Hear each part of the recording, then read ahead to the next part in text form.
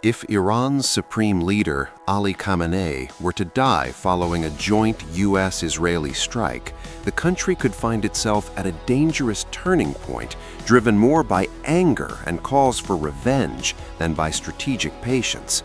In such a climate, many inside Tehran might demand a swift and forceful response, one designed to deter through fear rather than negotiation.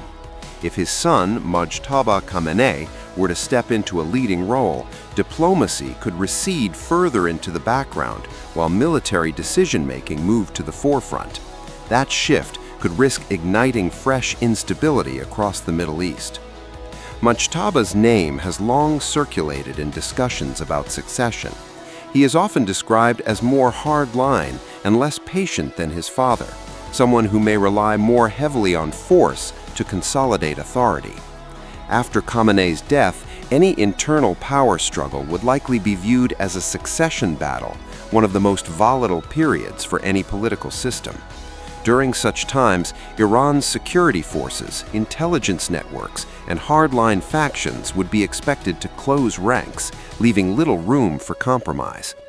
Mujtaba has frequently been portrayed as an influential behind-the-scenes figure, with ties to the Islamic Revolutionary Guard Corps and elements of the intelligence establishment. His name has also surfaced in connection with the crackdown on the 2009 protests, deepening fears among critics while strengthening his reputation among hardliners who favor a firm hand. Unlike Ali Khamenei, who often applied pressure gradually and calculatedly, a new leadership shaped by anger and retaliation could adopt a more openly confrontational posture. Recent missile and drone exchanges have fueled speculation that decisions are already becoming more assertive. If Mujtaba were to rise formally to power, Iran might intensify its use of regional proxy networks and take a more aggressive stance toward the United States and Israel, prioritizing displays of strength over negotiation. The consequences would not be confined to Iran. In countries such as Lebanon, Syria, Yemen, and Iraq, where Iran maintains networks of influence, tensions could escalate quickly. Gulf states could face heightened risks to ports, airports, and oil infrastructure whenever hostilities flare.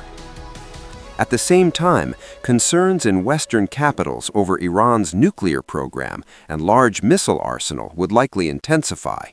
A harder-line leadership could trigger expanded sanctions, countermeasures, and increased military readiness on multiple sides, creating a cycle of escalation that becomes difficult to contain. In such a scenario, the entire region could face renewed instability, with retaliation and deterrence overshadowing efforts at compromise.